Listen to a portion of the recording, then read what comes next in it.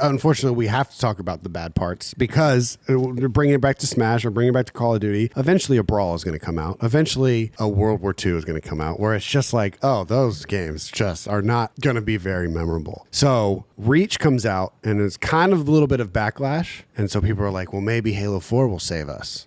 And then it didn't. Yeah. So what was that like as someone who was seemingly Halo through and through? It's tough. I mean, I think that seeing how much power and control is in the hand of the developers it can be unnerving if things aren't done right by the community, or you feel like your interests aren't at heart. And when something like that comes out, it's kind of a life changer to a degree. Like, what I mean? I do think that if I felt like I was playing maybe titles that I enjoyed as much, or felt like I was having the success that I wanted to see, or felt like there's maybe as large as the audience that we'd like to see through those, like maybe career would have taken a different path or different trajectory. But there was times where I was like, when I was looking into Halo 4 coming out, I remember I was like, oh, I might just maybe I'll pursue full-time content creation, kind of use my Halo knowledge and all that sort of things. And it came out, and within a week, I was like, I'm finding something new. I just didn't see the future in that as far as content creation or enjoyment of playing. And I think Halo still has a very special style of combat and certain things that you can take out of it. But I think to dedicate your life to something, it has to be something very special. And I didn't feel like I had that special touch, and it also kind of showed as far as maybe not having the same sort of support on the larger tournament scales and larger viewership and all those elements. Yeah. I mean, there was, as someone who's not in Halo, could you explain, because I played a lot of Reach and I thought Reach was fun, but also Reach was my first Halo. So makes sense. But I also watched Halo 2 and Halo 3 all the time. I watch rebroadcasts and YouTube videos and stuff, when I wasn't watching COD. What was it? Because we know the bloom and sprint for Halo, but what was it about Halo 4 that kind of, because it seemingly was not, I don't really know much about it, but Nick blasts it all the time.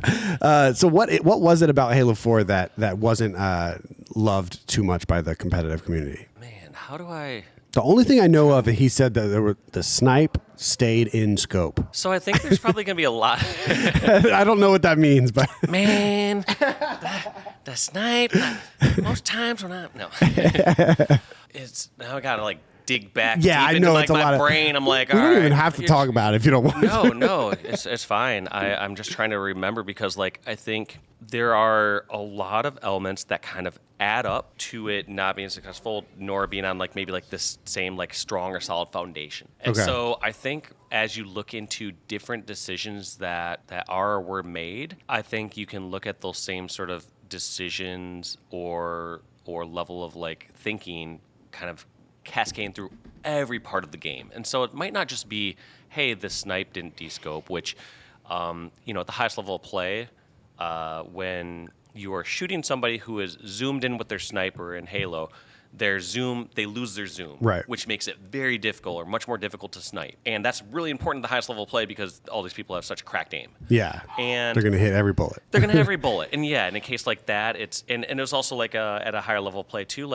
these sort of zoom battles you'd have, even outside of sniper, as you're zooming in and fighting someone with a battle rifle, there's times where you would kind of time these fights and someone would shoot me and I might take a half a second between shooting my next burst to make sure I can for sure hit this one, and then I zoom in right after that, and then I now have the zoom advantage on them, assuming that they don't hit their next burst. Yeah. And so there's just small little differences like that all kind of add up. It was you, anytime you picked up the flag, first off, you didn't have a choice to pick up the flag. If you walked by it, you automatically picked it up. And then secondly, you could not drop it. And so there's times at a high level of play, oh, that was in Halo 4? That was in Halo 4. You could no longer toss the flag to somebody. If I had rockets and I was protecting the flag carrier died and the flag ran to me, I now no longer have the rockets in my hand. I have the flag and I'm just a sitting target and I cannot fight back. Okay, that's insane. I did not know I have that. a pistol. I think I had a pistol. Okay. But like I said, there's just a lot of those things along with map design and just all these different elements. And I think that, it's just a lot of those parts added up. And I do think too, this isn't also exclusive to Halo. When I look at a lot of current AAA titles, when it comes to them worrying about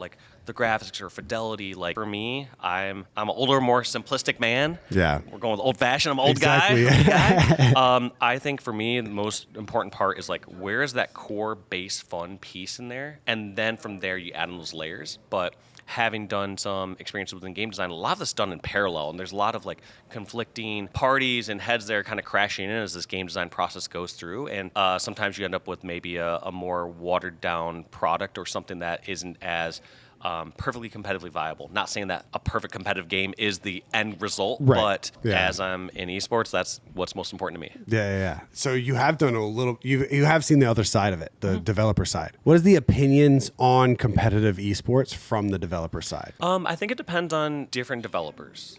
I Okay. think that there are very positive and probably negative connotations around like gaming and Seemingly. esports. Yeah, because I mean, you have they'll call it like the vocal minority in many cases. And like sometimes you look at a very large game, like let's say a Call of Duty or a Halo, like sure, maybe the people that do attend an esport event are in this 0.00001%. Right. But it also is this very influential group that, in many cases it inspires people to watch the game, to play the game, to do all these things that are surrounding it outside of attending this event. Yeah. And so, like I said, I worked at a very small studio for a bit, and it really depends on which studio you're looking at. I Yeah. think many of the top studios view esports as a important thing to focus on or have as a vehicle, Okay. but I don't know how many activate it right or do it perfectly right by the community. In some cases, like, oh, we'll just throw a tournament and we're gonna be fine, right? It's like, Right. well, not just has to be that. It has to be how well is the game balanced? How